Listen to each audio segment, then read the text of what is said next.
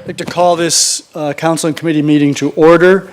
Before we proceed, I want to begin the meeting by acknowledging that the land upon which we are gathered is the traditional territory of the Adirondack, the Haudenosaunee, and the Anishinaabe people. We are the beneficiaries of ancient agreements, such as the dish with one spoon between the Anishinaabe and the Haudenosaunee people, who agreed to share the abundance of the land through peace, friendship, and mutual respect. Also, the two-row wampum, by which the Haudenosaunee welcomed the settlers and agreed to share the land in mutual respect, and the Treaty of Niagara, considered a fundamental document by First Nations in all future relations and treaties with the British and subsequently Canada. We recognize that we have a responsibility to be stewards of the land in cooperation and collaboration with the Indigenous peoples, not only for one generation, but for all generations to come. We understand that we have an obligation to learn the lessons of our history, educate ourselves about the experiences of the Indigenous people, and seek opportunities to heal the wounds that will result in reconciliation with the Indigenous people, our sisters and brothers. Many First Nations, Métis, and Inuit people live and work in Fort Erie.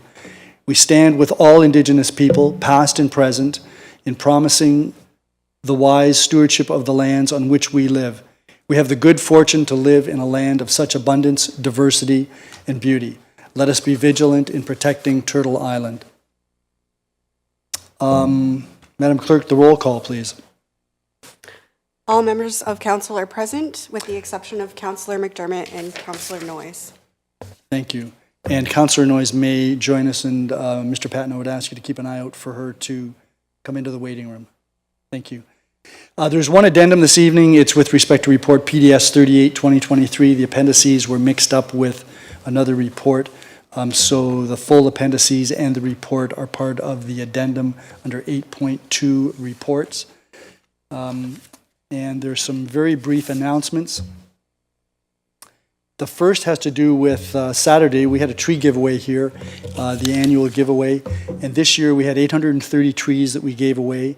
I believe virtually all of them were gone in about 3 hours. That was about 200 more trees than in 2022. This year we had 6 different native species, including the supply of many trees from a new supplier and grower located within the Niagara region. I know that they had white pine, white spruce, 2 kinds of maple, sugar, and red. They also had tulip trees, and they had something else. There was one other one that I missed, but we had great volunteer assistance. We had members of the Mayor's Youth Advisory Committee, the Fort Erie Horticultural Society, the Burt Miller Nature Club, and COPE was here as well. And I know that there's a lot of optimism for this program. People who obtain a tree obviously plant it in their own yard, and they're more likely and prone to protect that tree, which helps us to deal with environmental changes.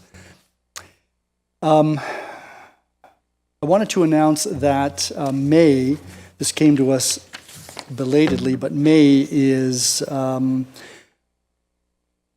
Brain Tumor Awareness Month. And so, although we won't be making a formal declaration because our next regular council meeting isn't until the end of May, I wanted to announce that and encourage people to recognize the importance of all of those who work in connection with assisting those with brain injuries and their families. I wanted to mention that one of our town employees, Glenn Russell, has received certification as a road supervisor through the Association of Ontario Road Supervisors. That is something that he worked diligently to receive. He's been an employee with the town of Fort Erie for, I think, almost 10 years, and so we appreciate his success, and we are pleased that he's been able to move up that ladder as a road supervisor. I wanted to mention that about a week and a half ago, I and my wife attended the annual Boys and Girls Club recognition evening, and we received the 2022 Outstanding Contributors Award, along with a number of others. But this is something that we are very proud of. We've worked very collaboratively and closely with the Boys and Girls Club, as many of you know, with respect to the E.J. Freeland Community Center, and they continue to strive to improve the service that they do provide We're hoping that at some point in the future, we'll be able to expand the hours of operation, but they have some tremendous programs for children in particular, but also for some adult programs as well. And then finally, don't usually make reference to those who have passed on, but about a week ago, Catherine Mindorf passed on. She, I would single her out because about 24 years ago, she came to the Fort Erie. She was our first community health coordinator and played a very active role in the early days when we were trying to manage the changes that were being implemented through the hospital restructuring program, trying to deal with the new Niagara health system. She was very helpful with her insights. She was a professional epidemiological nurse and had a lot of insights into healthcare. Over the years, she has continued to work to advance the interests of Fort Erie in particular. More recently, she's been involved with healthy neighborhoods, trying to deal with healthy food programs and continuing her interest in healthcare and healthcare services for the people of Fort Erie. So she was one of 11 children, all of whom had wonderful parents who raised their children. I think each one of them has a university education, and they all are making a mark of their own. But Catherine will certainly be missed, and I feel it appropriate to mention her. That takes us to declarations of pecuniary interest. Councillor Flagg. Thank you, Your Worship. Under PDS 38-2023, proposed draft plan of subdivision zoning amendment, and that is 10747 Craft Road. I live within the 120-meter catchment area of the proposed subject land. Are there any other declarations of pecuniary interest? And I see that we are now joined by Councillor Noyes. Good evening, Councillor Noyes. You wave furiously. If we come to a point during the agenda that you want to speak, if I don't hear you, you can wave, and if that doesn't work, by all means, unmute yourself and cut in. Okay, just to let you know, I have no copy of the agenda. I cannot get the agenda on either computer, whatever crazy reason that is. So you can't get it on your iPad? Can't get it on my iPad, can't get it on my town computer. So my town computer is froze, basically. Why don't you go to the website, the Town of Fort Erie website on your computer, and that's exactly what I've done. I can't. My town computer is frozen, so I'm using my other one to zoom in. So okay, so you don't have you don't have your little iPad.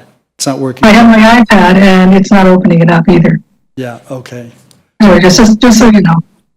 Well, that should cut down significantly on the number of questions you ask.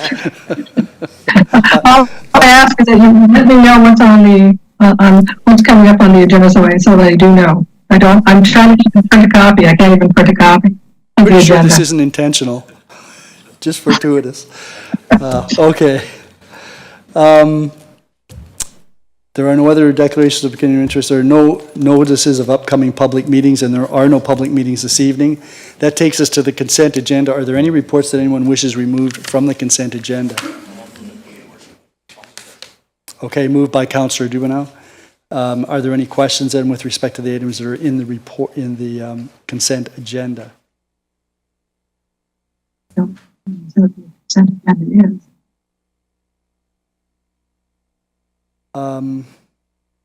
So I've got a couple of questions on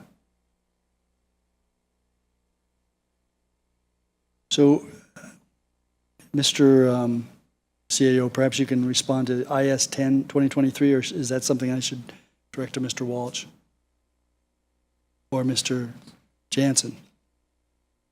The question has to do with the recommendation that we continue with GM Blue, and it's a sizable contract, but I'm sure there's a rationale for that. Mr. Mayor, the GM Blue plan has been or is recommended to be retained for the integration of the system into our system. Really, that's where everything can fall down. Buying a program is one thing, and Okay, so Councillor Noyes, if you're going to have to mute. Yes, thank you. Buying the program is one thing, and learning to use it is another thing, but it's the meat of the sandwich, getting the program to work with our systems, that is the important part here. GM Blue Plan has been integral to the process up to this point. They're familiar with our needs, and they have worked with a number of software providers doing the exact same work. So that's the basis of the recommendation here. Okay, and then I notice on page 8 of the report that there's a reference to ongoing annual expenditures of $54,000 per year. They're identified as for maintenance, licensing, version protection fees. Is it for 8 years because that's the expected life expectancy of this particular system? That's correct. Okay, so then we'll probably be looking at a newer system by that time. We may be, we may not be. Okay, thank you. With respect to CAO 10, which is the terms of reference for the updated Community Health Care Services Committee, I'm going to direct these to the CAO because I think you're probably most familiar with this. So there is a reference to physician recruitment. I'm wondering whether we shouldn't also be saying physician recruitment and retention. And I'm referring specifically to the definition, paragraph 1.1c.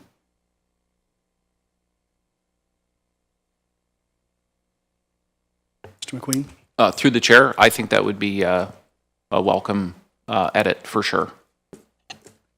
And then I had one other question on page 5. And 1.2H, engage the community in identifying, soliciting, pursuing, et cetera. Would that provide latitude for us to be at least assisting the Niagara Health Coalition with respect to the referendum that they're engaged in, that they've arranged to hold across Fort Erie at the end of May?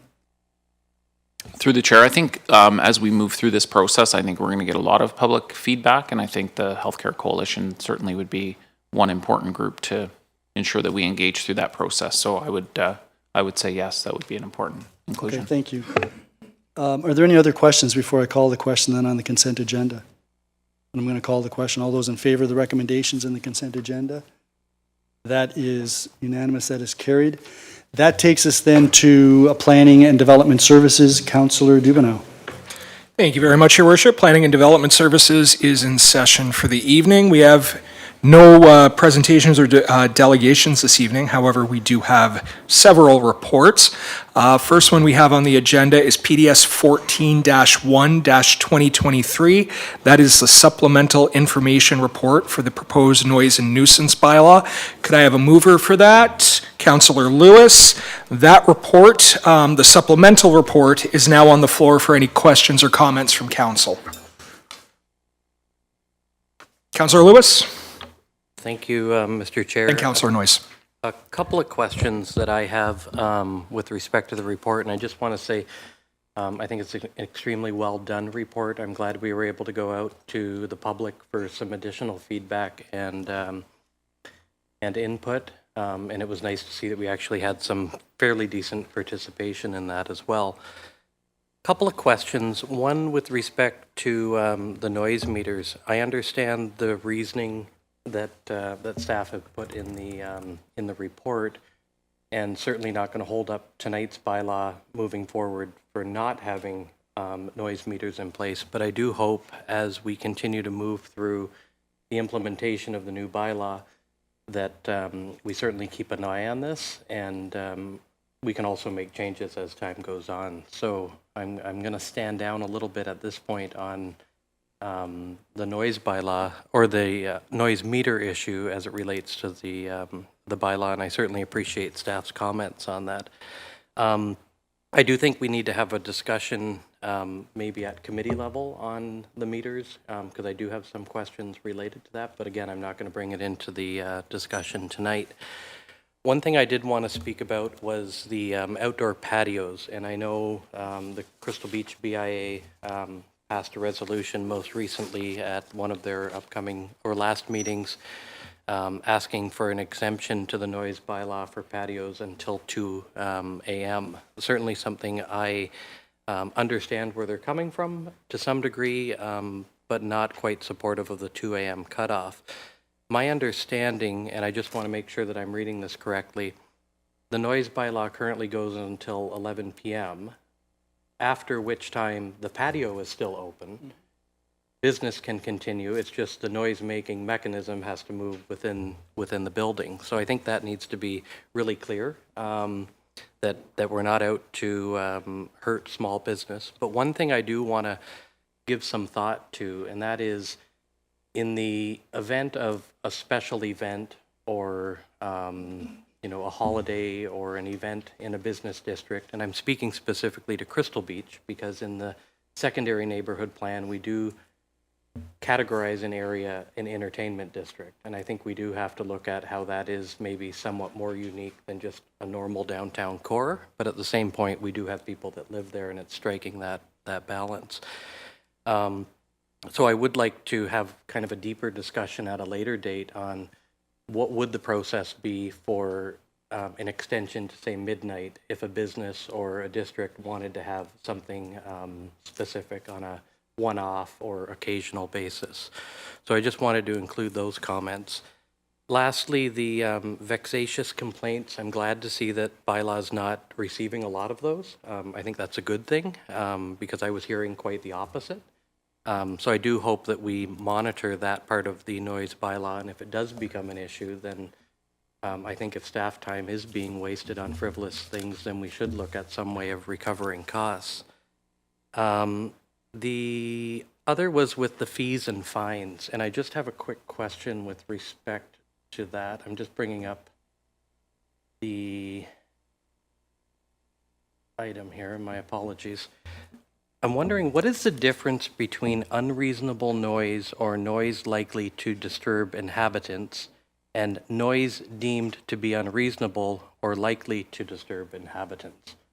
And I can bring that section up here. I just don't understand what the difference is. I'm sure there is one.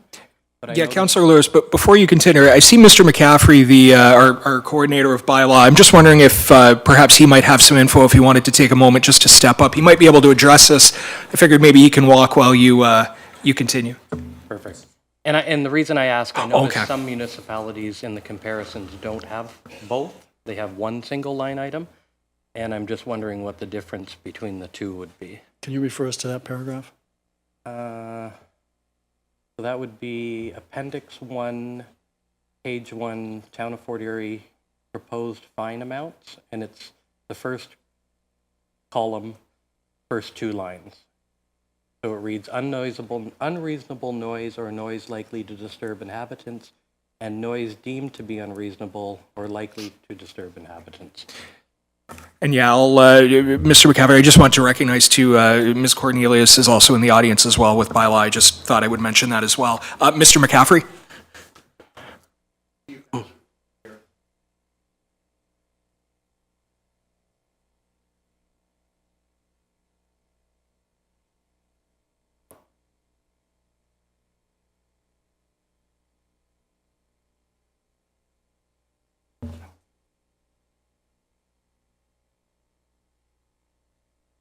Okay, perfect, and thank you for that.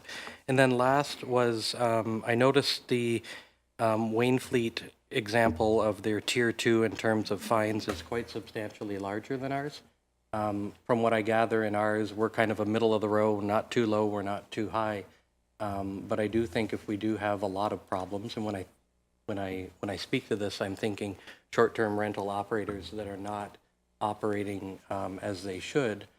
I do hope that if we do see problems in that regard, that we do look at those other tiers and maybe consider adjusting those at a later date. And that is everything that I had, so I'll yield the rest of the time. But thank you for the report. Happy to move this forward and support it. And I know at some point it will be back for additions and changes at some point. So thank you. Thank you very much, Councillor Lewis. Councillor Noyes, I think I saw your hand up. Thank you, Councillor Dubanow. First, I want to say that everybody in the community who's listening on Zoom we didn't hear a word that Mr. McCaffrey said. That's because we have a new clerk and the mayor didn't turn on his mic. So now it's on. Sorry. Okay, just thought I'd give you a heads up on that. Okay, that wasn't my question though.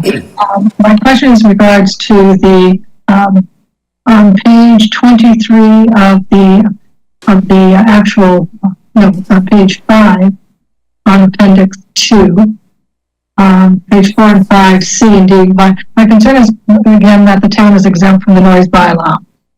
And I don't see, and I know they addressed it in the narrative, but again, I'm talking about that if it's an emergency, that's fine, I understand that.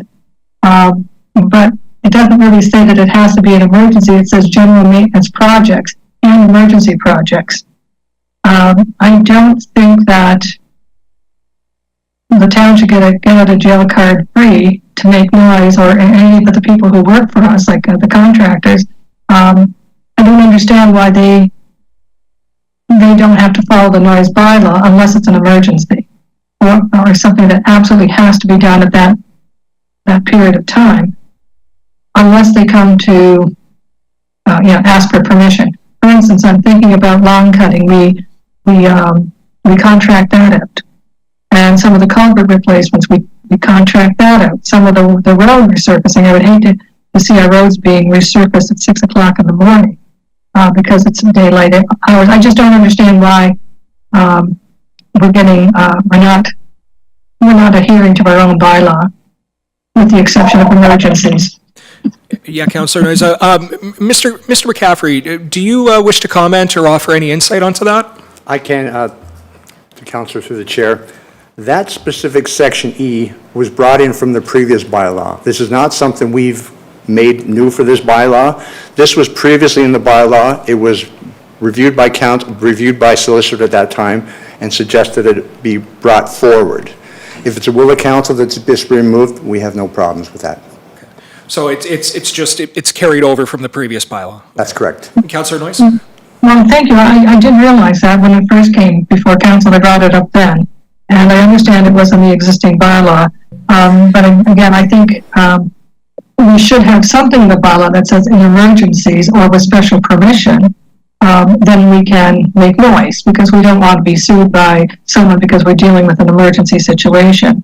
I don't, I just think it has to be clearly spelled out that we're not exempt from the noise bylaw. We have to follow it unless it's an emergency. And I don't see that reflected in this bylaw. But that's my that's my 2 cents on that one. So I don't know, do I need to make a recommendation or a motion to include that? You could move an amendment to that if you wanted to, right? Oh, Mr. McCaffrey has his hand up first. Before you do that, Councillor Noyes. I believe that may be addressed in clause D, just above that, the emergency section. Okay. The operation of equipment by or on behalf of the town to construct construction projects, general maintenance projects, and emergency projects of the town. No, that's exactly what I just read. Again, it kind of doesn't say, it says general maintenance projects, emergency projects, and construction projects. It doesn't just say emergency projects. It doesn't say that the construction projects and the general maintenance have to be on an emergency basis.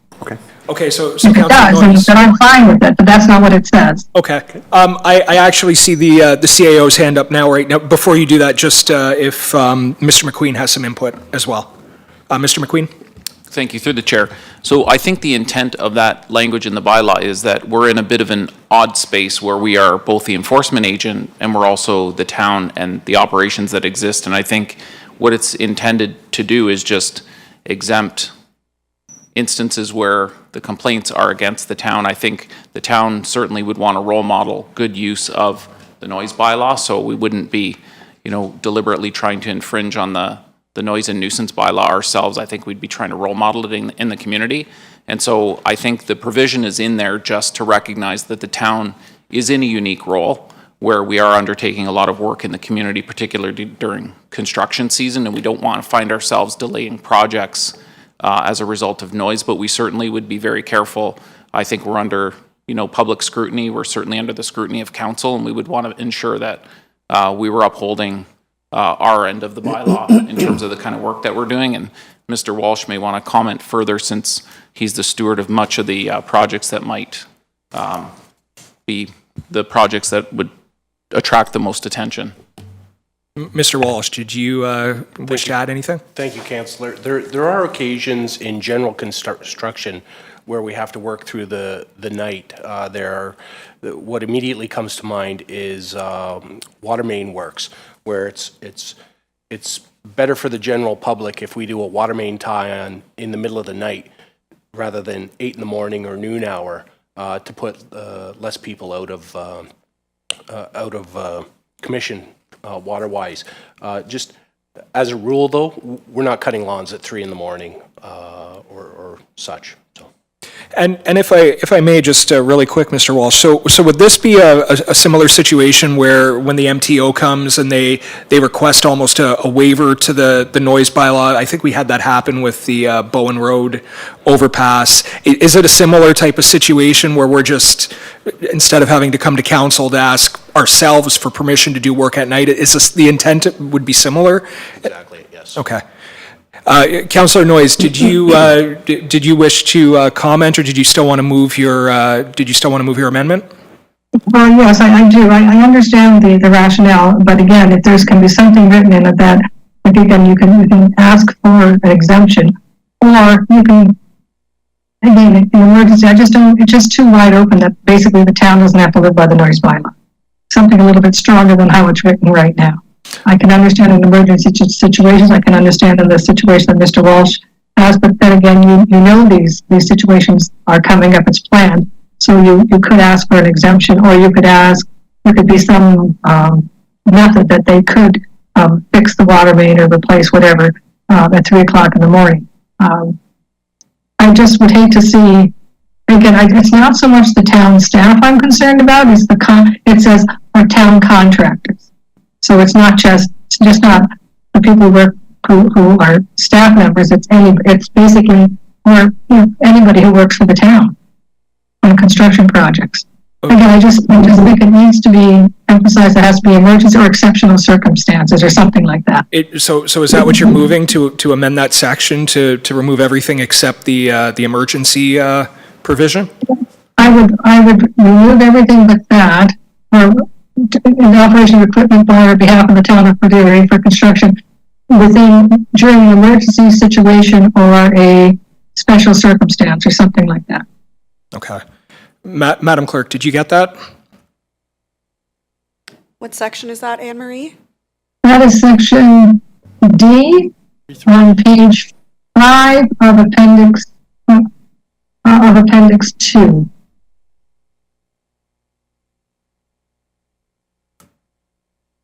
Okay.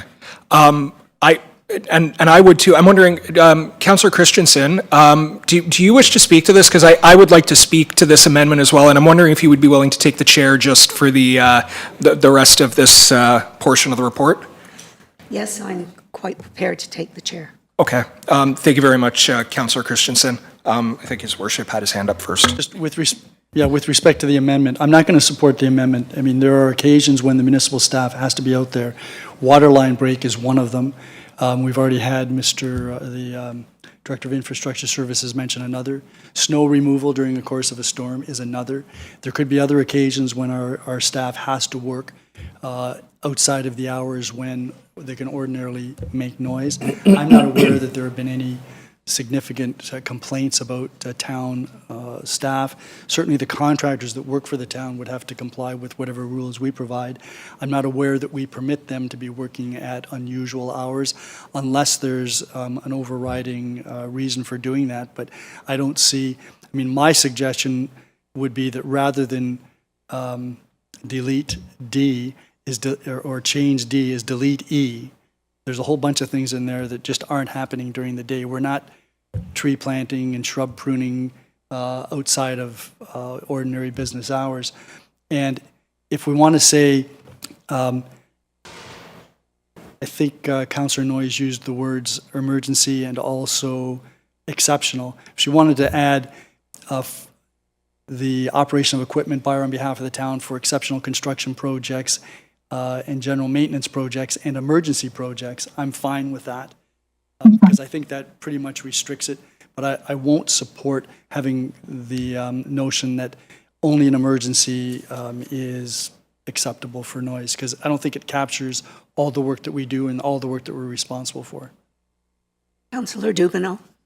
Yeah, thank you very much, Councillor Christensen, and I really, I do appreciate where Councillor Noyes is going with this, but I'm of a similar mindset to the mayor, and I think back maybe, it might have been 1 or 2 years ago, there was another municipality here in the region that found itself in a similar situation where their noise and nuisance bylaw did not have a provision to exempt the municipality and for certain things, and it ended up being a recreation situation. And the residents ended up suing the municipality and getting a judgment against the municipality, and they ended up having to close down the recreation facilities due to the violation of their own noise bylaw until they amended the noise bylaw to add a provision similar to what we already have in ours. So I wouldn't want, I understand Councillor Noyes' intent. I understand that, you know, the municipality, we have to follow our own noise bylaw. We shouldn't be looking for exceptions, but at the exact same time, we're the municipality, there are situations where we may find ourselves in that situation to provide services for residents in a reasonable way. So I'm not going to support this as much as I think the intent is good.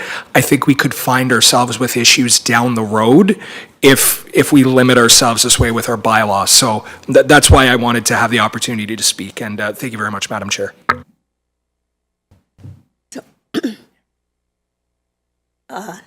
Councillor Noyes. Thank you. I think I'm on, right? Yes. Yeah, and I agree with the mayor's suggestion. Actually, he put it better than I did. So I would agree with the way the mayor put it, because that's kind of the point I was kind of trying to make, that in emergency situations or situations which can, you know, that we can't foresee, so to speak. So I would amend my amendment or whatever to reflect what the mayor said in regard to this. And I did want to comment on a particular situation, which brings it to light for me. And it's not the town of Fort Erie, but it is a project being done for the region. And I think Councillor Dubanow knows exactly which project I'm talking about. Is the new Gilmer Lodge that they were working at 6 o'clock in the morning, if not before 6 o'clock in the morning, doing the construction project. And I know that I had several complaints. I know I called it into bylaw. I see Mr. Councillor Dubanow shaking his head too. And bylaw did address it, but the next day it just started up again. Or a few days later, I don't know. They stopped calling me with the complaints. So either it stopped or they're just frustrated. And so that's what brought it to mind in regards to that it does happen in construction projects. And in this particular case, it's right beside Albany Place, and there was a number of residents there that were affected by this. But again, my amendment, going back to the amendment, would reflect what the mayor has said. If that's okay, if that's how I can do that. So that's the... So Madam Chair, I wonder, just for clarity, so what I had really suggested was that we delete subparagraph E and add the word exceptional to the first line before the word construction in subparagraph D. It kind of streamlines that whole thing. That's what I had suggested. Is that, Councillor Noyes, what you're contemplating? Yes, that's fine, yes. And just, okay, let's, I guess, vote on that, I guess. Yes. More. Okay. So calling on the amendment. All in favor? Carried. See if I can continue with some other concerns on this bylaw. Okay, just above that, in regards to the airplanes, and someone read this, and they live near the only, I think, airport that we have. And I did not talk to Monica, I guess about a week or so ago about this. We have no control about the airplanes, right? The noise that airplanes make? No. Federal? Ask Yes. Mr. Mr. McCaffrey, can you comment on that? That's guided by Transport Canada, the enforcement of airports. And so why is that in our bylaw?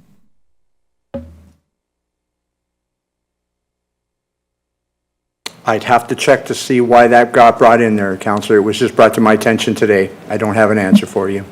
Oh, okay, because again, I think it's the same thing with railroads. We can't really control, It's in because it's an exemption. it's an exemption, but, Yes. okay, but we can't, they're exempt, okay.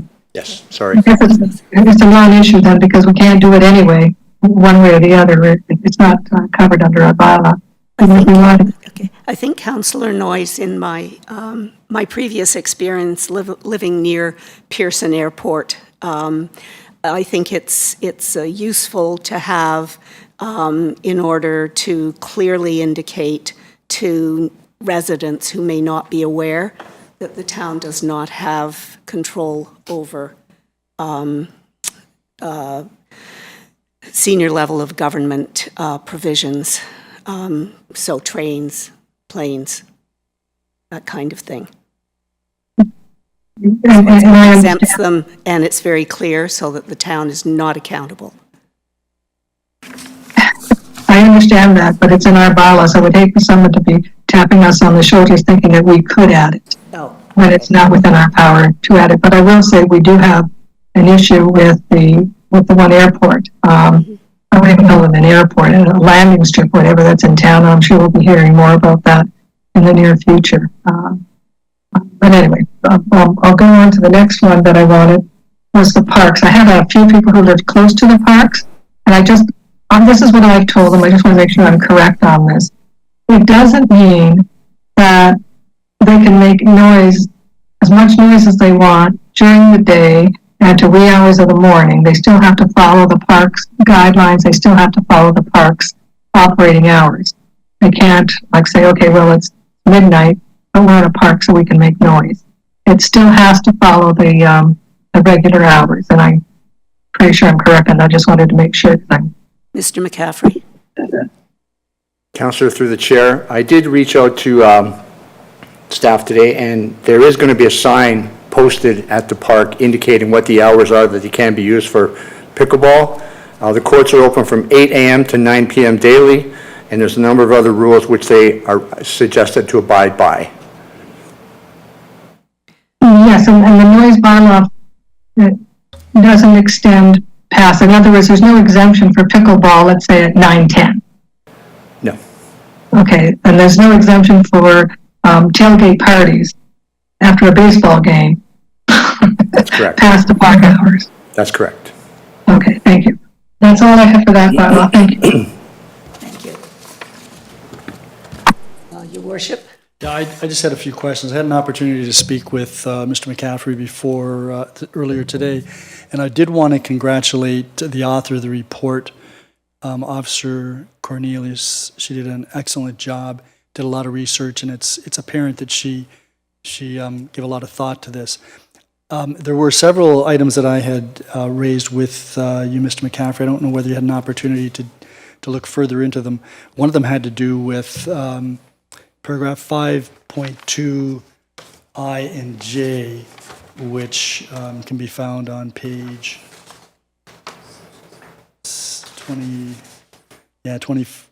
24 and 25. Sorry. 5.2 I and J. So they're at the bottom. Yeah, they're pages 6 and 7 of the bylaw, pages 24 and 25 of our package. There seemed to be some confusion about the wording. Did you have an opportunity to look into that? Through the chair, we did look into that, and you've asked that the wording that does not have a residential use under town bylaw number 129-90 be removed. We welcome that suggestion, and we are going to do that. Okay, so that will be reflected then, I imagine, Madam Chair, in the bylaw that comes before us. That's correct. And I'd also ask you about the potential for a more robust mechanism for service in the event, my view being that service by mail may not be particularly adequate, but I had made a suggestion of if you can't serve personally, then you can post a copy of the notice at the residence and then mail it so that you've covered that twice as an effective means of service. Have you had an opportunity to consider that? I have, Mr. Mayor, and we are going to add that amendment. Okay, that's perfect. There was also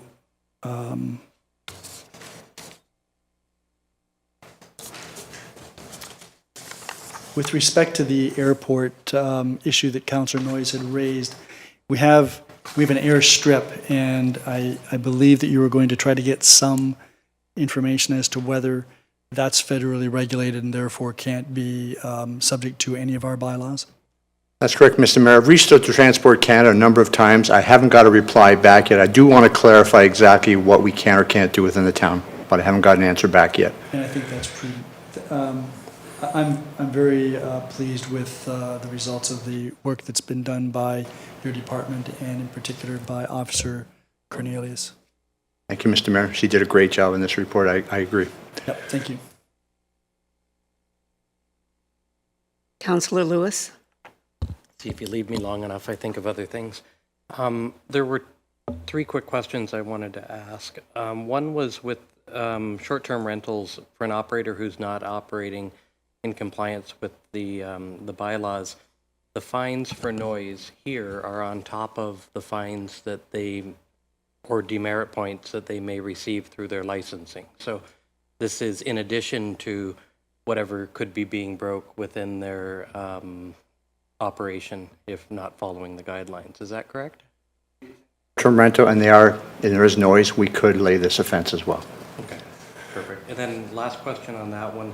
The process after 11 p.m., because that's when the noise bylaw kicks in, my understanding, and thank you for answering some of the questions earlier today, if a call comes in to the 871-1600 number, goes to after hours, it's noise related to a neighbor, as an example, however occupying the premise. Is it dealt with through Niagara Regional Police, or is it our staff that would go out and do the after-hours visit? I have to clarify the answer I gave you earlier because I did follow up. There is an emergency number which residents will call after 5 o'clock. That emergency number kicks in. I did call that today at 5 o'clock just to make sure what the message was, and it does say to hit 0 to go to an answering service.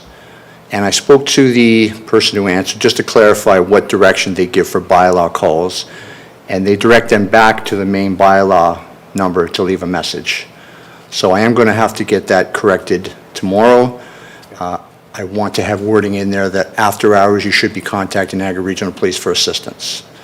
What we do is the next day, if we do see a message on our bylaw answering service, we do follow up with that call to make sure it's been addressed. Okay. But it is the police that go out during that time that deal with the, let's say, party, as the example. If there's an after-hour parties going on, we strongly suggest residents call the Niagara Regional Police as opposed to waiting for us the next day. Perfect, thank you. And then the last question I had, Appendix 2, which is on page 5, line H, it says, in parade hosted, authorized by approval, and so on and so forth, is carried out in accordance with all the terms and conditions of the authorized approval. Would that not be better if it said event? Because the event would speak to more broad issues than just a parade. And I'm just wondering if that should be something that's changed, or parade/event. I have no problem with that amendment, Councillor. Just wondering if anyone else thinks I'm out to lunch on that one, or Where are you? page 5 of Appendix 2. What's the paragraph number? That would be 3.3 H, which is highlighted in green. And it refers to parade.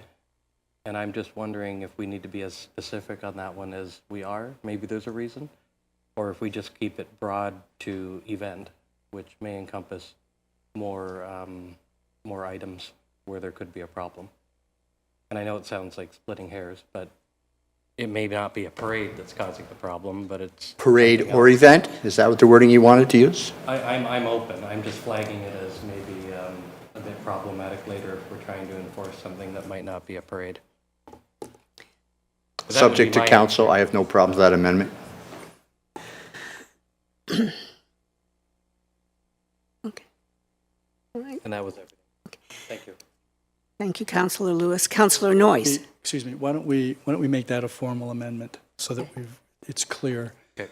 So So I'll that- put that on the table to amend parade to event. So you want to amend 3.3H to add the words event and event. Yeah, to both references of parade in that sentence. All in favor? Carried. Perfect. And thank you for the work that went Yeah. into this. Councillor Noyes?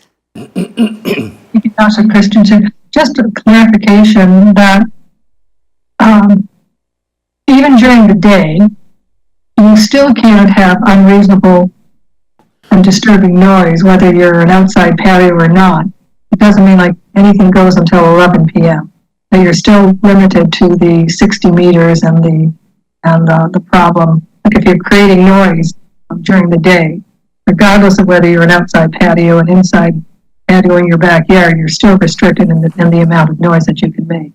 I just want some clarification on that. It doesn't mean that you can do anything you want until 11 o'clock, then you got to shut it down. You still have some guidelines and limitations. Mr. McCaffrey? Councillor, through the chair to you, I agree. We would still investigate, take complaints, and we would review the scenario, and we would make a determination if the noise was unreasonable. If it was, we would try to come to some resolution.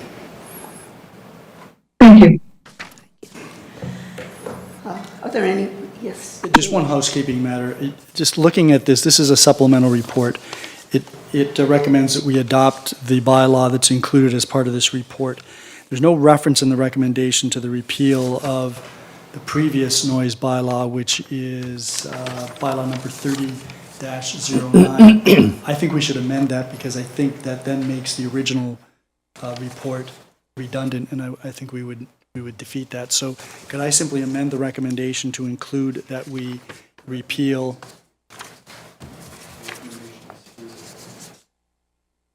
that's in the other report. So I would I'd like to amend the report PDS 14-1 2023 to include the repeal of bylaw number 30-09. Yes. Any, all in favor? Yeah. Carried. Okay. Madam Clerk, you have all of, yes? Oh, okay. The two of us. So can we call the motion with the amendments as recorded, as approved? All in favor? Carried. So can I turn the chair back to you? Thank you very much, Councillor Councillor G. Christensen. I appreciate that. Thank you. All right. So just for clarification, so now that we moved the amendment to the supplemental report, now that we're moving on to PDS 14 2023, which has been previously moved, I believe that's now redundant. So I guess we would defeat it. Yeah. Okay. I'm not telling council what to do or anything, but that might work.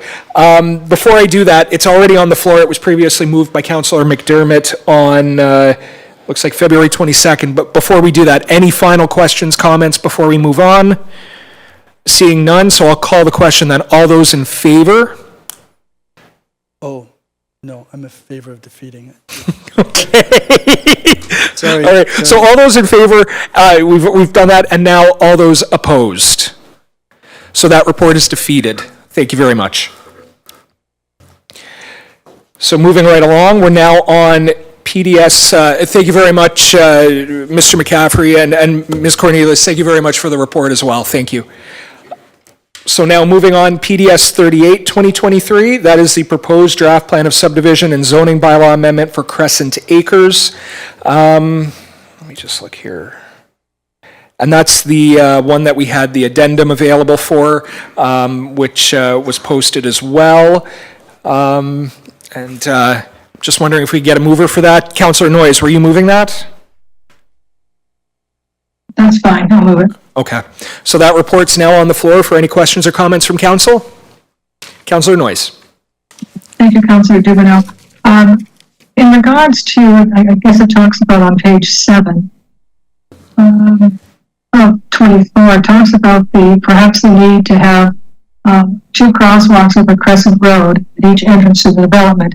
I'm all for that, but I also wanted to kind of mention that we now have the traffic calming individual on staff, and there has been problems on Crescent Road in the path with speeding. And I'm just wondering if this would not be a great opportunity before we kind of let the developer off the hook on this for the costs associated with it, whether there could be something like raised crosswalks, like not the whole lights and everything, but there is one of the things like a raised crosswalk may be appropriate in this site. And I know that it does cost money. I would think that would be at the cost of the developer if it was required, if we put it on the site plan as a need. Yeah, Ms. Deloria, I believe we had some discussion about that during our Planning and Development Services Subcommittee meeting. I think we were doing signed crosswalks and painted lines at that location and not raised crosswalks. I'm just wondering, did you have any comment or anything you wanted to add about possibly having this referred to for traffic calming at a future date or something like that? Mr. Chair, you're correct that when we had the discussion, it was just about the painted lines. We were not discussing about the raised crosswalks. But I would like to defer that question to Mr. Walsh because if that's going to add a cost to what we have outlined in our condition, I would like to make sure that we are collecting our condition is worded correctly. Mr. Walsh. Thank you, Mr. Chair. Again, Amika. Councillor Noyes, through you, Mr. Chair, to Councillor Noyes, you're absolutely correct. Raised crosswalks are a traffic calming feature, and before we go down that road, I'd like to put it, if it's council's wish to suggest that, I'd like to put it through the traffic calming exercise to make sure that that is the appropriate measure and it's needed in this condition. Councillor Noyes? Yes, I think that's what I wanted, but going back to Ms. Anamika's comment is that even if it's a possibility, I think we kind of need to cost it in and then take it out so that we're not, again, because I think this thing gets signed sooner than later. And I would hate to find out that, yes, that was a great idea. That's why I do think it needs to go through the traffic calming individual we have in the process we have in place. But I'm going to anticipate that it may be a cost and that we should probably write it in approximate cost. Now we can always return the money, but I don't think they're going to give us more money. Or we somehow can write it in that any cost associated with traffic calming would be the cost of the developer without actually pinning it down. Something like that. Ms. Deloria, we're already, I believe we're already collecting from the developer some fees associated with the constructing of the painted lines as well as any crosswalk related signage. I think we already have some of that baked in, is that correct? Yes, Mr. Chair, we are collecting $10,000 from the applicant, a letter of credit for the construction of the sidewalks, the crosswalks, sorry, yes. Okay, and if we were to put this, to go any further, we would be looking at perhaps the entire length of Crescent Road, and anything that we did related to traffic calming would that be something that we can actually have the developer pay for if we did traffic calming on the whole street? Would we only review a certain section? I know where Councillor Noyes is going. I just want to make sure that everything is like our T's are crossed and our I's are dotted, so to speak. Mr. Chair, in my professional opinion, that would be over and above this subdivision. That would be a bigger project that the municipality would be undertaking. So that's a different issue. That has to be dealt separately, in my professional opinion. Thank you. Councillor Noyes? Fair enough. I just want to make sure that if it is a recommendation, we're not going to say no because we don't have the money to do it. That's actually very prudent, Councillor Noyes, and I do appreciate that. Was there anything else? Not on this one, I think. Okay. Your Worship. Thank you very much. And I think before we leave that, I just want to get some clarification from Ms. Deloria. If we're contemplating that there should be something other than just the painted crosswalk, in other words, something raised, wouldn't it be prudent for us, I think Councillor Noyes point was, wouldn't it be prudent for us to be requesting, and you may have even alluded to this, requesting something more than $10,000? Should we be asking for $20,000? Ms. Deloria? Mr. Chair, to His Worship, I do not know what would be the right number for that raised crosswalk, sorry. So if we want to put, whatever council would think would be the appropriate amount, because I really have no idea what the cost would be. But if we think that there is a number, then we can take that number, and if there is over and above, there is surplus, then we can return that funds to the developer. Yeah, and thank you for that, Ms. Deloria. I'm wondering if Mr. Walsh maybe has any thoughts, or even on the issue of raised crosswalks themselves. I'm just wondering if we're perhaps getting a little ahead of ourselves on the type of traffic calming methods that might actually be required on Crescent Road. Mr. Chair, that goes to my statement earlier as for the need and the appropriate measure for traffic calming here. I agree with council that we have had a lot of complaints about speeding on Crescent Road in particular. As for the cost for a raised crosswalk, it's probably in the neighborhood of $40,000 by the time the engineering's done on it. Okay.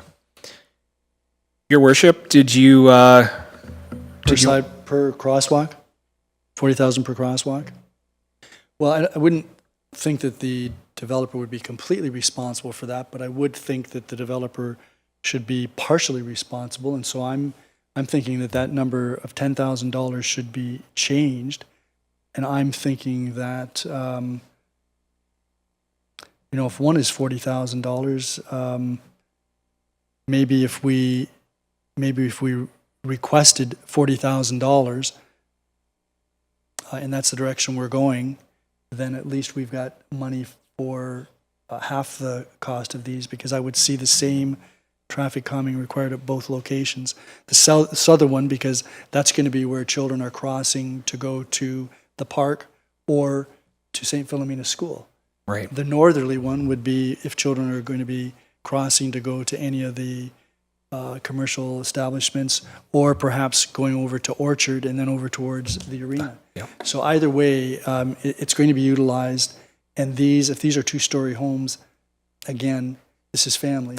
So yeah. I think we need to have our eyes open on that. So I think I would, unless Mr. Walsh thinks otherwise, I think I would like to amend that 10,000 to 40,000. Okay. So that amendment is on the floor. Do any members of council have any questions or comments? Okay, seeing none, so I'll call the question on the mayor's amendment. All those in favor? So the amendment carries. Your Worship, you still have the floor. The other item, and I did have an opportunity to speak to Ms. Dilwari about this earlier, was the issue of sidewalk. And the way this report is set up, there would be children would cross the road. So if they're at the southerly end of this development, they could walk through the whole development and then get to the northerly, I guess it's Street A, and then they'd go out, they'd have to walk on the grass or through the plaza without a sidewalk, or they could cross over to the other side of Crescent Park, go 3 lots to Garrison Road, and then have to cross back. That isn't going to happen.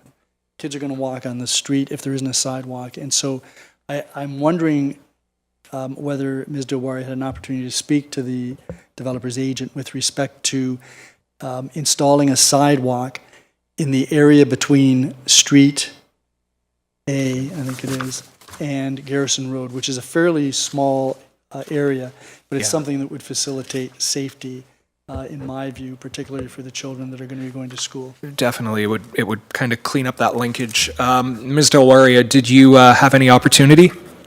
Mr. Chair, through you to the council, yes, I did get a chance to speak with the owner's agent, and they are agreeable to construct, to give us the contribution for the construction of sidewalk. That would be from the southerly edge of the most northerly entrance to Garrison. That's about 100 meters of frontage, and that is going to cost us about, with $300 per linear meter, it's going to be $30,000 contribution. Okay. And the owner is agreeable to pay that. Excellent.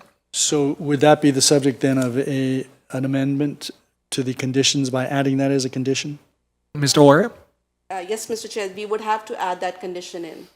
So I would like to move a further amendment. That would be condition, whatever's at the end here. So condition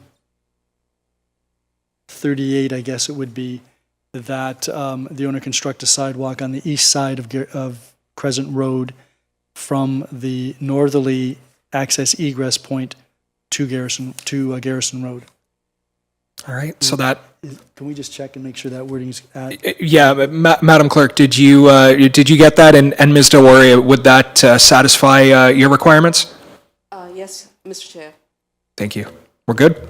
Very good. So the amendment is on the floor. Do any members of council have any questions or comments?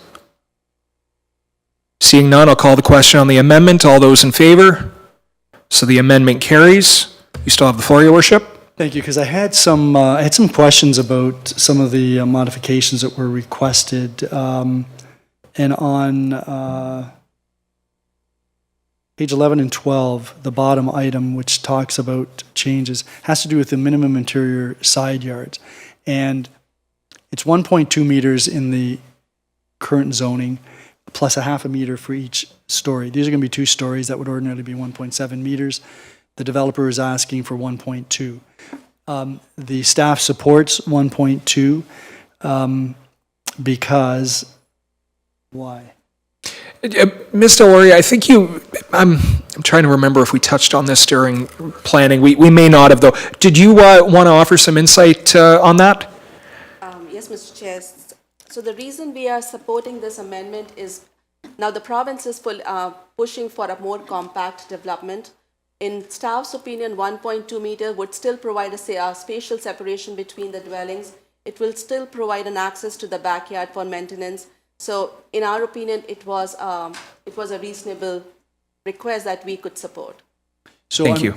I'm just wondering whether 4 feet, if the neighbor next door decides not to be cooperative, or if there's a fence between the 2 properties, I'm just wondering if 4 feet is adequate space to get to the backyard of a property that may need some type of maintenance, or they want to do some landscaping or something of that nature. I can share with you. For a 2-story house, if these are all going to be 2 stories. I mean, I don't know that it makes really any difference whether it's 1, 2, 35. It's only I could 4 share with you feet. my personal It's only 4 experience. feet. Yeah.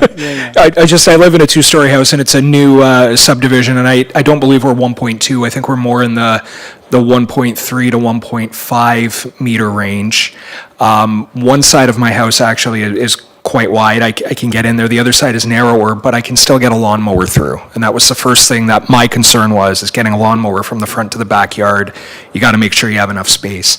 I don't want to take away from Ms. Delwaria and her professional opinion. I was just sharing my own personal experience with a newer subdivision. Ms. Delwaria? Mr. Chair, that is more, it's becoming more frequent with most municipalities that 1.2 meter is something which we can support. And going back to the spatial separation, if one unit is providing 1.2 meters, the next door would also be providing 1.2. And we would not be supporting anything less than that. So between the 2 dwellings, it's 2.4 meters, which is adequate in staff's opinion. And usually these dwellings would have a garage. So if there is something that you would, and that would have a back door as well, so you could take your lawnmower, if there is constraint, you could take it through the garage, but in staff's opinion, that 1.2 meters is sufficient. Your Worship? Yeah, so again, if somebody puts up a fence between the 2 yards, it's not the 2 houses, the 2 exterior side. I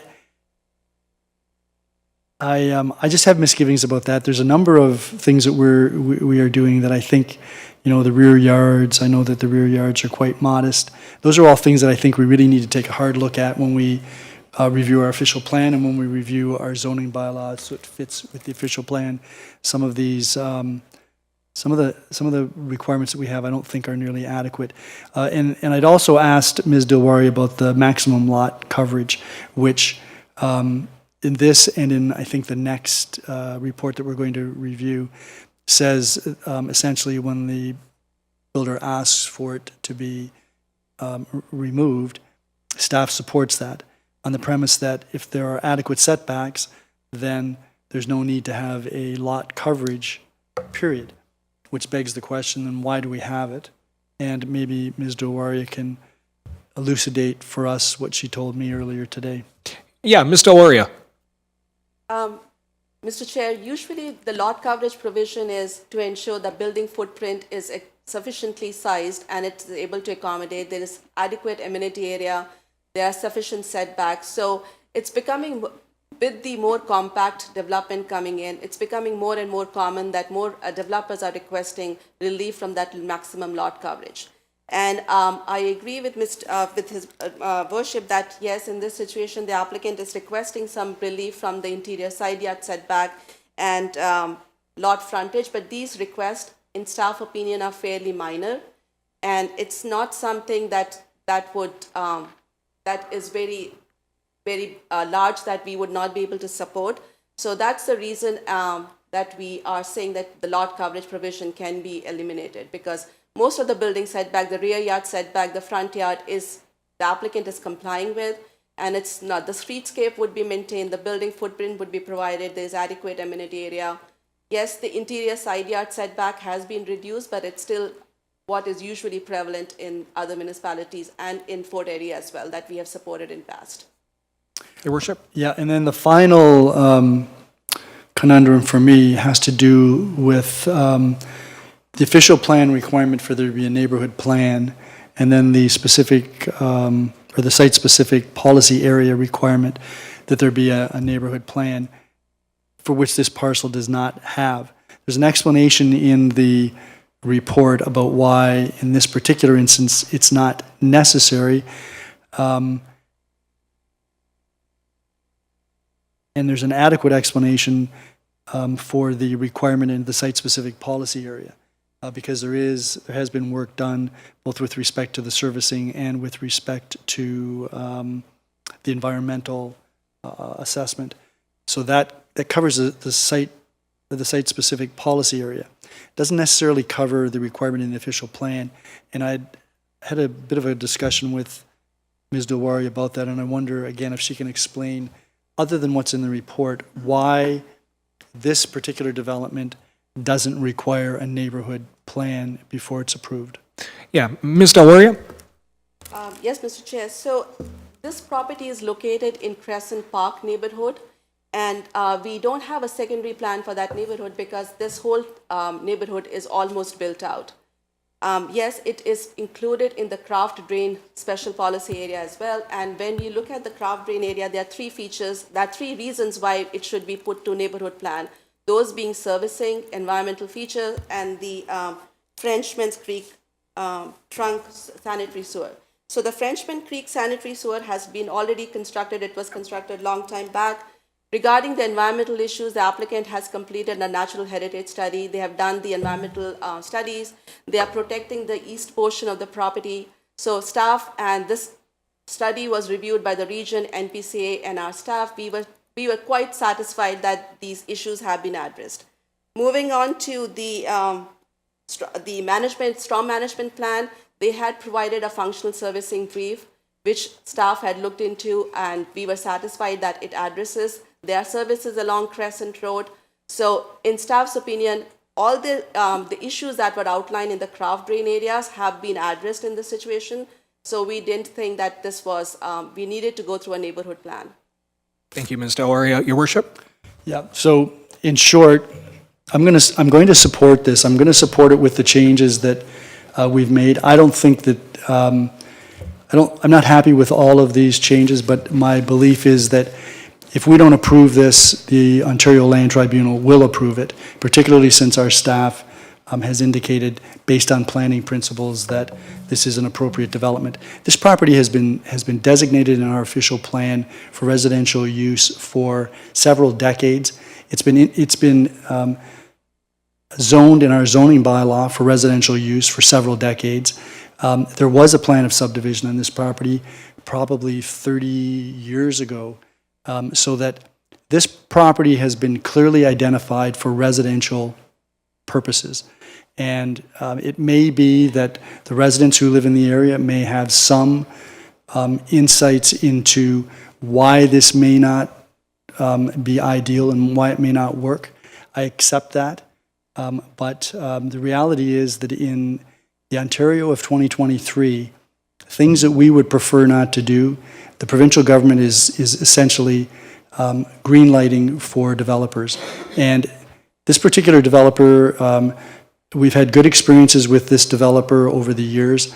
I'm expecting that this developer will be prudent in the housing units that are built, and we're going to be responsible long-term as a municipality for ensuring that issues raised by the public, the drainage issues, the safety, the traffic, those are all things that we're going to be responsible for, so that when I cast my vote, I'm fully aware of that, and I'm fully aware that a number of residents do not support this. I understand that.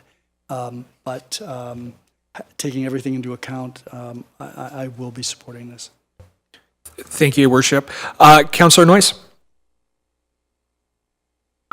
Thank you, Councillor Dubanow. Just wanted to comment again on page 22 of 24. It talks about the drainage and the typical swale being 2 to 3 meters, and it's not likely to be a problem. I disagree with that. Again, these are 2-story homes. There's going to be children.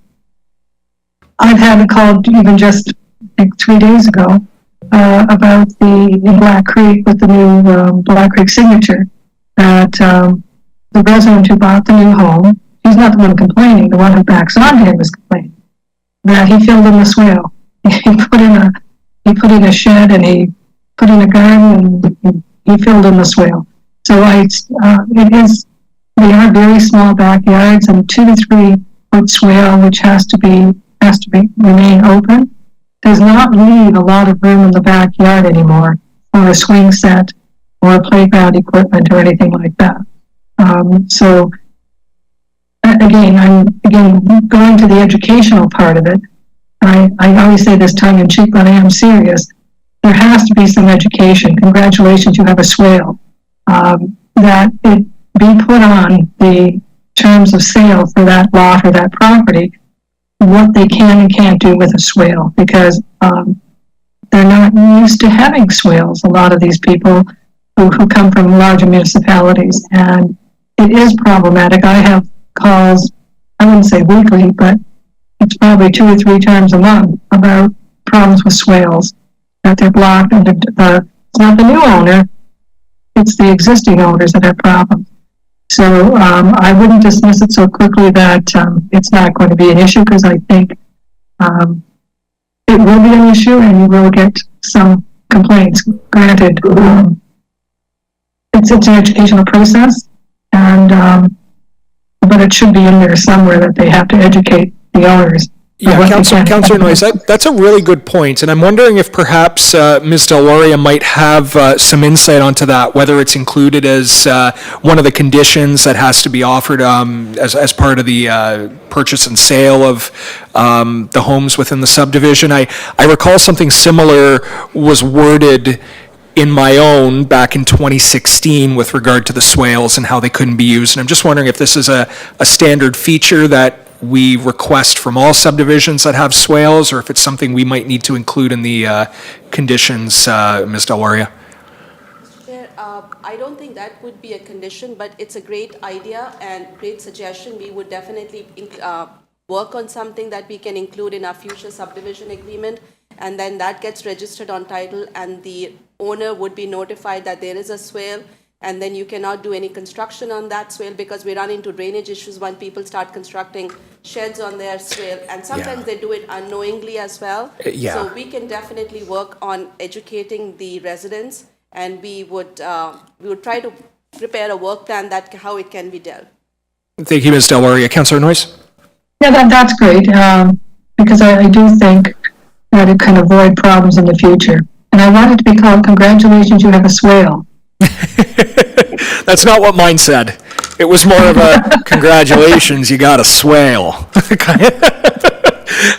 Was there anything else, Councillor Noyes? Nothing else, thank you. Okay. Any other members of council have any questions or comments about this report? Okay, so I'll call the question on the recommendation as amended. All those in favor? So I see none opposed, so that is carried, just recognizing that Councillor Flagg had declared the conflict earlier, so just bear with me. So that then moves us on to PDS 39, 2023. That is the proposed draft plan of subdivision and zoning bylaw amendment for 613 Helena Street. Can I get a mover for that? Councillor Christensen. That report is now on the floor for any questions or comments from council. Councillor Noyes.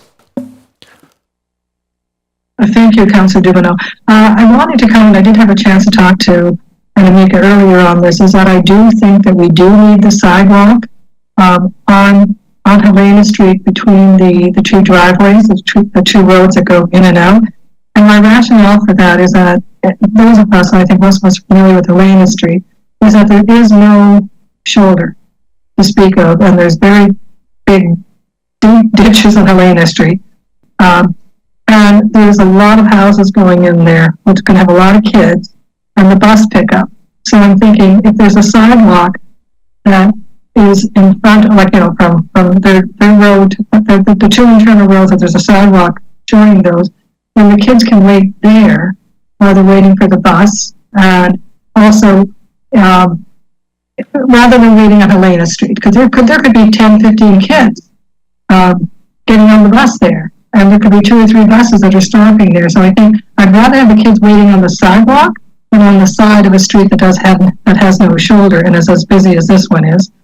So I do think that we do need to require the developer put the sidewalk on at least that area. I can understand that they can't go all the way to Garrison and they can't go all the way to Dominion. I understand that. But again, this is where the kids are going to get picked up. And there may be a bus stop at some point too for residents, and I think having a sidewalk there gives them a place to wait. On top of that, when the kids are dropped off, let's say, I doubt if the bus is going to stop at both entrances. It's probably going to pick one or the other, and then they're going to have to walk the road to the entranceway to the roadway that they're going to. So I really do think that we should be putting in a sidewalk between those two roadways into the subdivision. I don't know if we need to make an amendment that was kind of on there but not in there, if that's something that we should be requesting. Yeah, that's actually you raise a good point, and there's some good logic behind that. I'm just wondering if Ms. Del Waria perhaps has a comment on that, and the only reason being is I recall we had the challenge with sidewalks north and south of the subdivision, and I'm just wondering if this is something perhaps we can make a legitimate request to, because I think that's a good idea to connect the two entrances together, just to kind of bring the subdivision together, make it safer for individuals between those two sections. Ms. Del Waria, is this something that had been discussed or envisioned? Is it perhaps something we can move to get a sidewalk on that little section of Helena? Mr. Chair, we had looked into this issue. Yes, the sidewalks cannot be going further north or south except along the frontage of this property.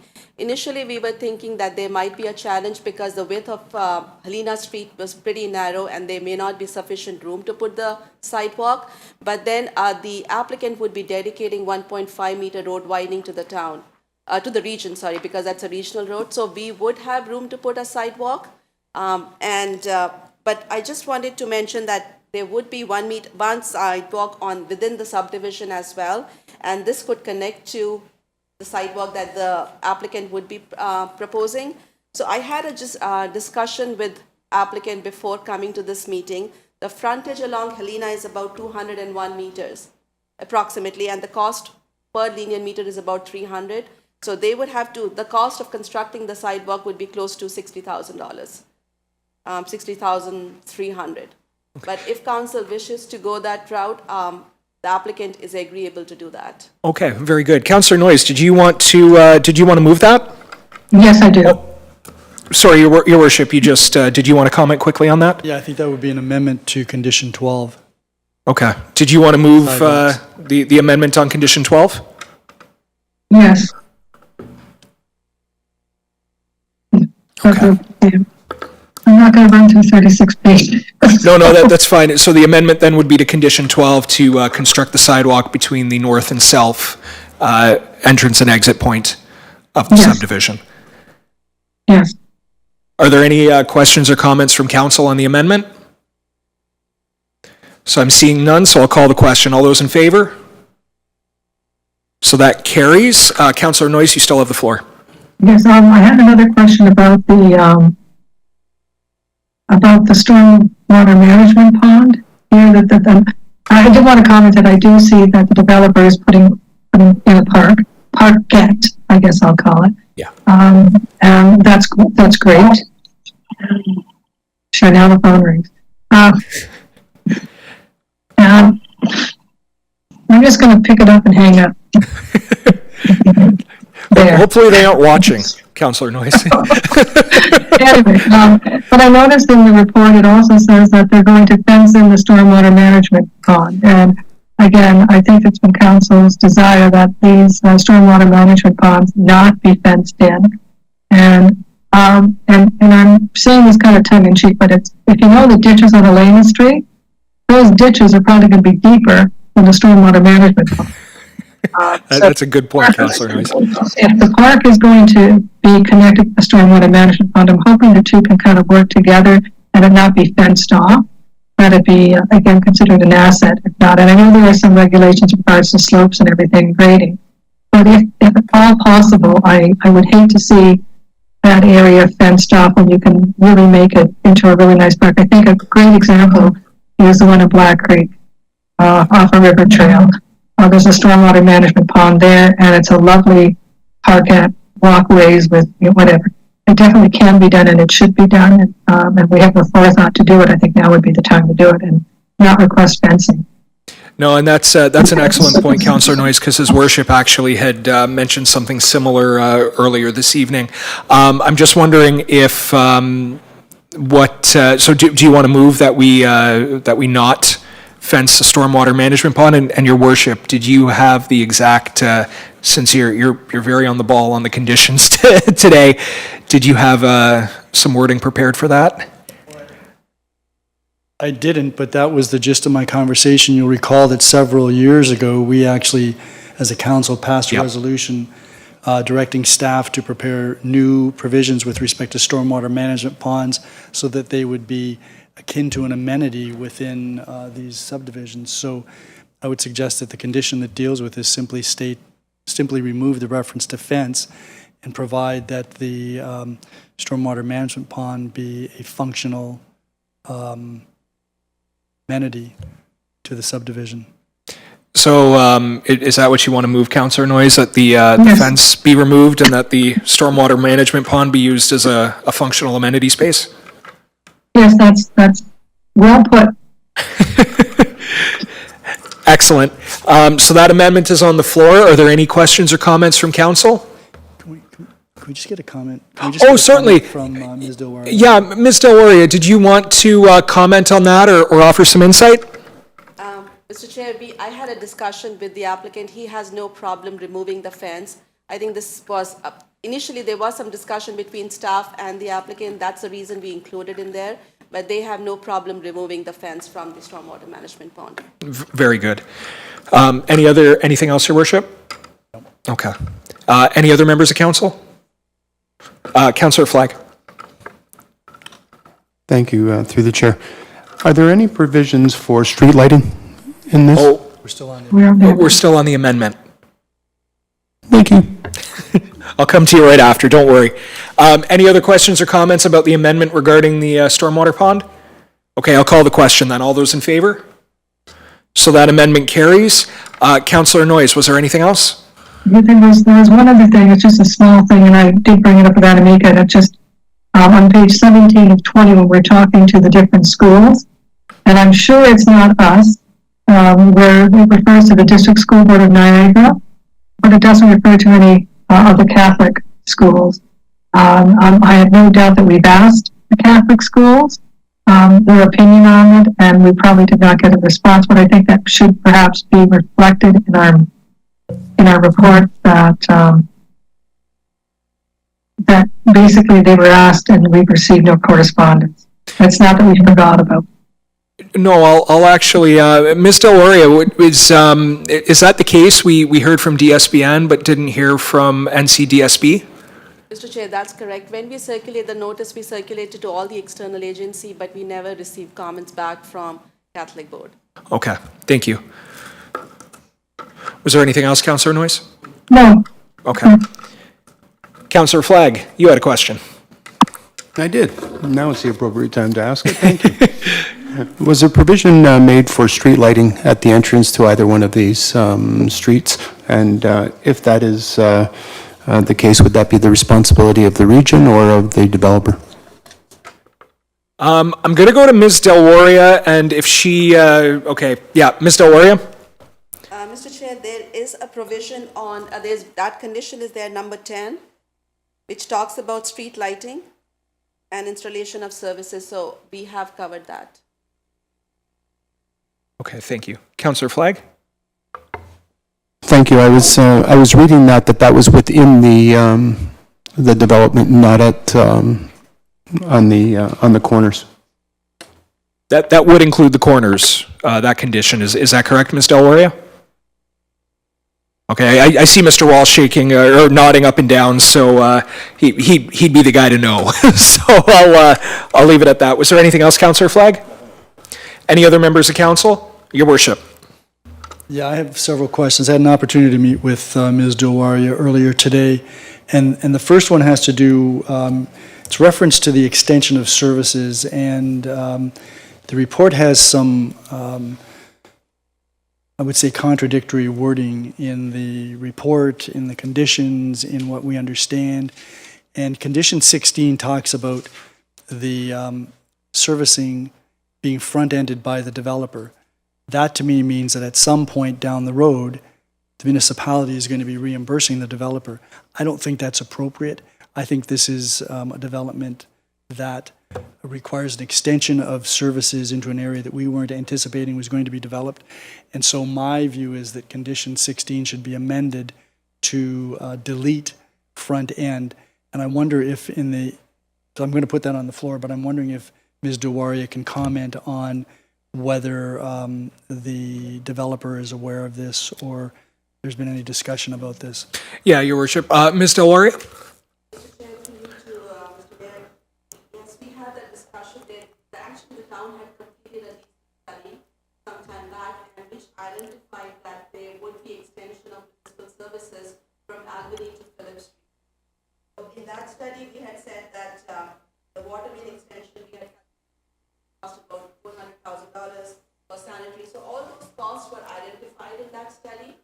So in staff's opinion, if the town has already committed to those studies, it would not be acting in good faith, asking the developer to pay for it when town has already committed to those expenditures.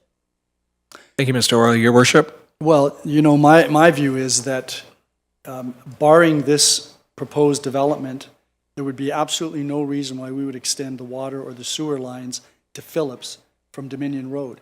That's halfway to Garrison Road. And, you know, I would have thought if we were going to be putting in water and sewer lines, they'd be from Garrison Road south, where we've got some commercial establishments, and there's potential for at least integrating that with what's going on Garrison Road.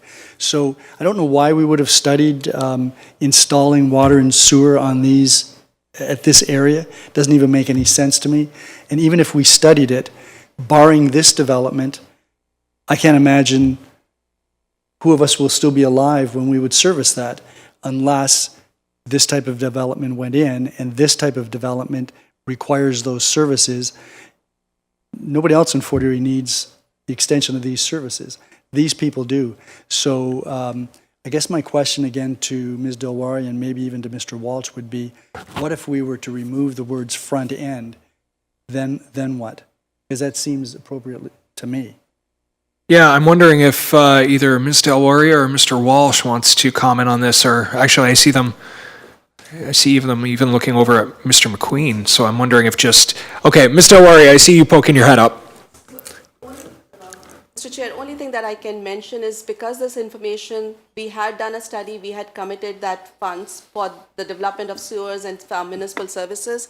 It may be a legal question whether we can remove those requirements. Like that would be a legal question. Okay. I'm just going ahead with what was already approved by town staff. Fair So, point, Your Worship. yeah, I don't know that have we actually committed funds to the extension of water and sewer on Alena Street from Dominion, or from Albany to Phillips? Maybe Mr. Jansen would know that. Yeah, Mr. Jansen, is that something we've committed or started collecting on DCs or anything like that? Perhaps you can just give us some insight. Through you to the mayor. I don't have that part of the DC study with me. I'm assuming it was likely within the initial period of the study that would have identified that. So we are collecting on those works, and so in a sense, we do have funding set aside for that purpose. Your Worship? Okay, I guess I've got some other, so I'm gonna withdraw that amendment for the time being. I've got a number of other questions, and I think I'm gonna want to get some clarity on that issue before we eventually vote on this. But let me just deal with some of the other questions that I've certainly. got. So it was brought to my attention by Ms. Dewaria that conditions 2 and 3 reversed the blocks that are referred to in each of them, so that there should be an amendment to condition 2 that the owner deed block 21, not block 20. So I'd like to move that amendment. So it would be block 21 in condition 2. Okay. So the amendment then is to change it to block 21 in condition 2. Is that correct, Your Worship? Yes, and that's for the stormwater management purposes. Okay, very good. So that amendment is now on the floor. Any questions, comments from council? Seeing none, so I'll call the question on the amendment. All those in favor?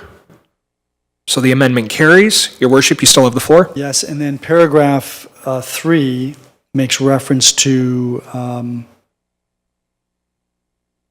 block 21, but it should actually be that the owner deeds block 20 for parkland purposes. So I would move to amend condition 3 to refer to block 20. So the amendment then, condition 3, refers to block 20. Any questions or comments from council? I'll call the question then. All those in favor of the amendment? The amendment carries. Your Worship, you still have the floor. Yes, and then block 22 is the environmental protection area.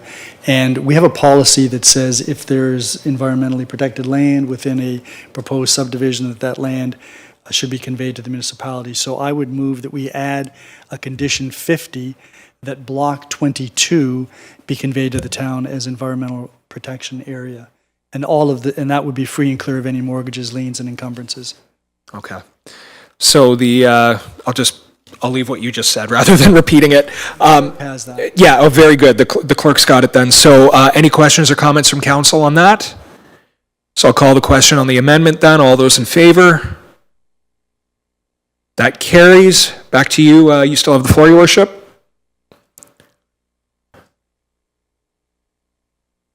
I just wanted to comment about the question was raised about school capacity. We all know that both Garrison Road and Greater Fort Erie Secondary School are way over capacity, and as are others. So I think we need to drill down a little bit more, Chair, in the future when we get these developments, because we have heard from St. Philomena, or from the Catholic School Board with respect to St. Philomena, which is also at capacity, maybe over capacity, so that in that area, I think we need to tune that in. There are other schools, other elementary schools in Fort Erie that are over capacity significantly. So I think we're going to need to have some discussions. I've met with Mr. McQueen with the Catholic School Board. We're in the process of meeting with the Public School Board to talk about these things, because as families move in, where are these children going to be educated? Portable classrooms are all well and good for a period of time, but in my view, not for the long term. I want to come back again to this neighborhood plan issue, and this particular parcel, which is not within the neighborhood plan. It is part of the site-specific policy area, part of the craft drain, and an explanation from Ms. Dilwaria why a neighborhood plan isn't really necessary for this particular development. Yeah, Ms. Deloria, can you provide that explanation for us? Yes, Mr. Chair. The reason we did not require neighborhood plan, though it falls within the craft drain area, was because this was an isolated pocket for development. It was identified in our official plan as urban residential zone for that use as well. And as part of going back to what I had said previously, there were three situations when we would require a neighborhood plan. One was the construction of Frenchman's Creek trunk sewer that has been done. They have completed environmental studies which shows that the west portion of the property would be protected through EP. Then the last stuff was about the functional servicing brief, the services, and the owner would be extending those services, front-ending those services, but eventually those services would be provided on Helena Street. So all those three issues were dealt with. It's an isolated pocket. There are environmental features around it. There would not be any connections in future anywhere. So that was the reason we suggested that it would not be subject to a neighborhood plan. Your Worship? And that's all well and good, except in April, the provincial government put forth a new proposed policy statement with respect to housing, and there are some threats to environmentally protected land. I also discussed that with Ms. Dilwaria, and she's quite optimistic that provincially significant wetlands won't be affected by this new policy statement. She's got a lot more confidence in the provincial government than I do, because I'd be very concerned about that. So what is the response to the fact that while it's isolated now, it may not be isolated if the provincial government continues on with its policies of constructing houses, which we've already approved in any event, so that the inventory is there. So can we hear from Ms. Dilwaria on that? Yeah. Ms. Deloria, do you have a comment on that? Mr. Chair, if that happens, if the policies are changed at the provincial level and we would see the change in our official plan and this whole area gets developed, then we would put them through neighborhood plan for sure, just to ensure that the proper road connections are provided, the environmental features are protected, servicing is sufficient. So yes, in future, if that happens, we would put them through neighborhood plan. And if these developments come through, we would inform them at the pre-consultation stage as well. Very good. Your Worship? So I had some other questions, but they're not really, they don't really go to the heart of the matter. But this front-end loading issue does, that's condition 16. I don't think, I know that staff feels that we need to move forward with this. I know that Ms. Dilwaria said that there's a legal aspect to who's responsible for paying for this. And I'm not really comfortable voting on this until I know the answer to that, which is condition 16. We have a council meeting next Monday night. Right. I'd like to move that we put this over to next Monday so that we can get an answer to that question. Yep. No, I appreciate that. Before I do that, though, I'm just wondering if any other members of council just had any questions or comments before the mayor brings up his motion to postpone this. Okay. So so that's on the floor then to postpone. I'm sorry. What was the date, Your Worship? Next Monday, which is May the, is it next? It's the Tuesday because we changed it, so it'll be May the 16th. So then the date to postpone is May 16th. Are there any questions or comments from council with regard to the timing? So I'll call the question then on the postponing. All those in favor? So that's postponed till next week. Just going through here, moseying right along. So I think we have one more, and that's PDS 40-2023. That's the proposed zoning bylaw amendment for 3624 Hazel Street. Can I get a mover for that? Councillor Flagg. Any questions or comments from council with respect to the recommendation report? I'm going to go to Councillor Christensen and then his worship. Thank you, Chair. I've had a number of emails, I believe all of council does, from residents, so I have a couple of questions that I think need clarification because there's a thread that runs through them. The first one is that there is a concern with respect to the impact of the proposed development on drainage in the Hazel Street area. And like many parts of Ridgeway, there's inadequate culverts. We seem to vary between too deep and too shallow. So I'd like to ask a question through you to staff with respect to the provisions, the anticipated provisions for drainage, comprehensive drainage for the site. Yeah, I'm just wondering, Ms. Delwaria, do you want to take that, or is that something maybe Mr. Walsh may want to share an opinion on? I saw you perk up, so I'll let you take that one, Ms. Delwaria. I can try, but Mr. Walsh can jump in if, yeah. Certainly. What would happen is once the zoning has been approved, it would go through a consent process. And at the consent process, we would be requiring a detailed grading plan. And those plans would be reviewed by our building department and our internal staff as well. That would ensure that the drainage from this site would not have any adverse impact on the neighboring property. And that's done, reviewed in detail, so that would ensure that there would not be any negative impact on the abutting properties. And that would be attached as part of the consent process, so they'd be bound to that, correct? That's correct. That would be a condition of approval. Thank you. Councillor Christensen, you still have the floor. Yes, thank you, Chair, Mr. Chair. Another question is with respect to the walkability of the area. The area is definitely a place where people walk their dogs, their kids. There's a daycare center across the road. And so there's a question with respect to supporting walkability with appropriate sidewalks so that pedestrians are safe. And so I'd like to know whether there'll be a requirement for sidewalks. Ms. Delwaria, is there any envisioning of sidewalks? Mr. Chair, through you to Councillor, yes, town staff we would be collecting cash in lieu for sidewalks, and those sidewalks would be constructed on the north side of Hazel from the easterly portion of lot, which is existing dwelling lot 15, all the way to the intersection, and again on Prospect Point Road from the southerly to the where the property ends.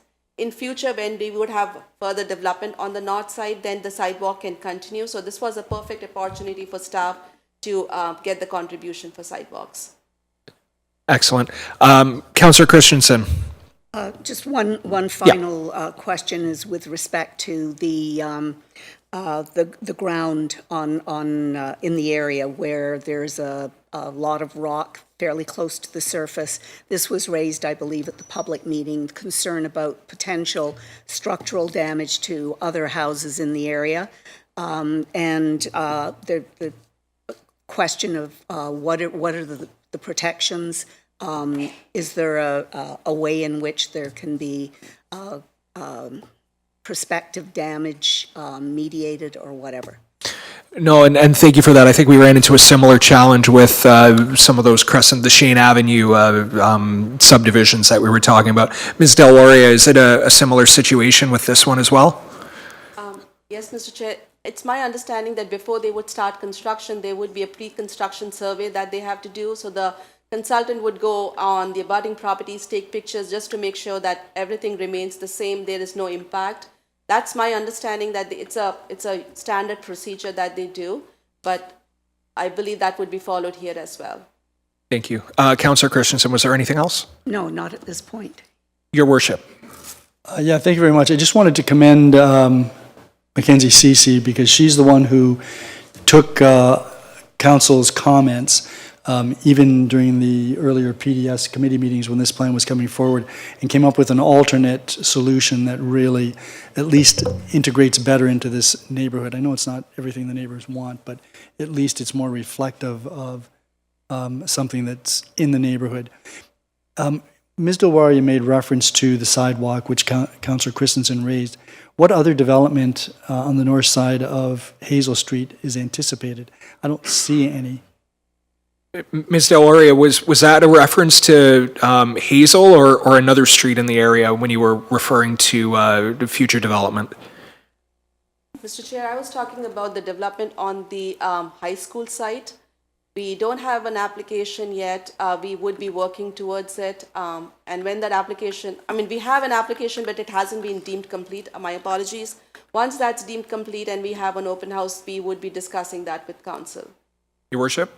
So what tool do we have to require the developer of the high school property to provide funding for a sidewalk on Hazel Street? Mr. Chair, it would be on Prospect Point Road, not on Hazel, and it would be constructed on north side of Prospect. So that would be the west or the east side of Prospect. Right, north of the subject property. Okay, so if I might then, Certainly. is there any plan, are we collecting, I believe the report says we're collecting money for a sidewalk on Hazel Street as well. Mr. Chair, that's correct, yes. So do we have any plan to build a sidewalk then west from this parcel over towards Ridge Road? I'm wondering, yeah, Not certainly. at this point. I was looking at Mr. Walsh there for a minute. I was wondering if that was maybe something we had on the IS side we're anticipating. Mr. Chair, through you to the mayor, there are no funds dedicated to any new sidewalks within town right now. All of our funds are dedicated towards repair of existing sidewalks. So I would suggest then that when we do our development charges review, which is coming up, I think, we need to look at some of these areas because there's definitely going to be a need for more sidewalks. We have an active transportation master plan. It's trying to promote people taking other means of transportation other than a vehicle. And so that would be my suggestion. And that's a good point, Your Worship, because we're starting to get a patchwork of subdivisions where we have, modern pedestrian facilities, but it's not connecting through the existing areas. It's almost like we have linkages that are missing. So I think that would be a very important thing to look at. And the other thing we might want to do is next budget, it's too bad Councillor McDermott's not here, but the next budget for 2024, maybe we should be looking at allocating some money towards new sidewalks to connect some of these linkages. Yeah, no, I think that would be a great idea. Was there anything else, Your Worship? No, thank you. Okay. Do any other members of council? Before I go back to you, Councillor Christensen, I'm just wondering, Councillor Noyes, Councillor Flagg, Councillor Lewis, did you have any questions or comments? Yeah, I'll just be brief. Certainly. The mayor said it quite well, but this is another example like the Cherry Hill Boulevard proposal where we were able to go back, have another discussion, come forward with something that I think is a little bit more middle of the row, realizing that maybe not everyone still likes it, but I think it is far better than what first came before us. So thank you to... Certainly. Thank you very much, Councillor Lewis. Councillor Christensen?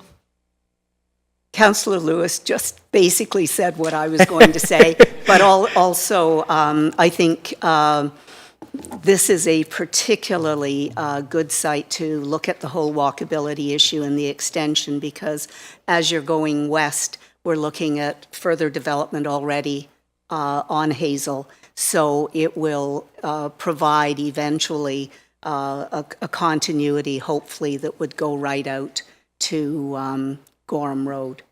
So that's... No, absolutely. Yeah. No, and I think that's great. And just to touch, I know being chair here, but this is, at least in my opinion, an excellent example of how collaboration with members of council and the community can find a way to better integrate some of these development proposals into the existing built form. So I think those comments were very important, and I'm particularly happy with the outcome of this, recognizing that, it's not perfect, but it's better. And I digress, speaking too much to the issue as chair. Any other comments before I call the question? So I'll call the question then. All those in favor? So that carries. Are there any matters of new business or inquiries members of council wish to bring up under planning and development services this evening? All right, seeing none. Any questions regarding the business status report? All right, I hand the chair back to you, Your Worship. Thank you very much, Councillor Dubanow. That takes us to Infrastructure Services. Councillor Noyes, are you doing this, or is Councillor Lewis doing this? Councillor Lewis is doing it. Councillor Lewis. Yeah, I wasn't going to I think it's better to have somebody that's in the chamber, actually. Okay. And I certainly wasn't going to argue if Councillor Noyes wanted to keep the chair. I'm going to call this Infrastructure Services meeting to order. We have no presentations or delegations before us tonight, no reports, bringing us to new business inquiries. Any new business inquiries from members?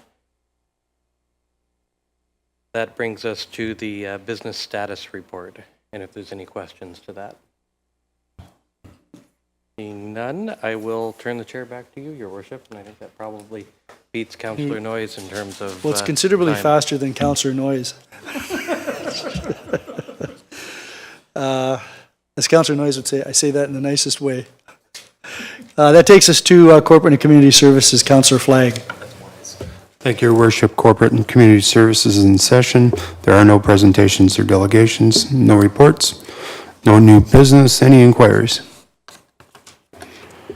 Seeing none, any questions on the business status report? Excellent. In true Councillor McDermott fashion, nice and quick. Back to you, Your Worship. That was much faster than Councillor McDermott. I'm thinking maybe the vice chairs should actually become the chairs. Just kidding. Scheduling of meetings. Does anyone have any meetings that they wish to alert us to? So tomorrow, starting at, I think, 6:30 or thereabouts, CKTB is going to be here in Town Hall. They've got a series of interviews with local staff until about 9 o'clock or thereabouts. 6:30 a.m. If it was me, it would be 6:30 p.m. But Councillor the CAO and I will be on at, I think, 8:30 for a bit of a roundtable, talk a little bit about economic development. There is on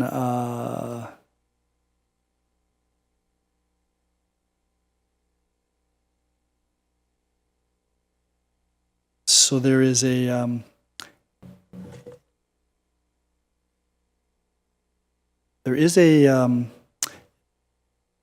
family physician dinner on Thursday evening, which is obviously for the physicians, recognizing them.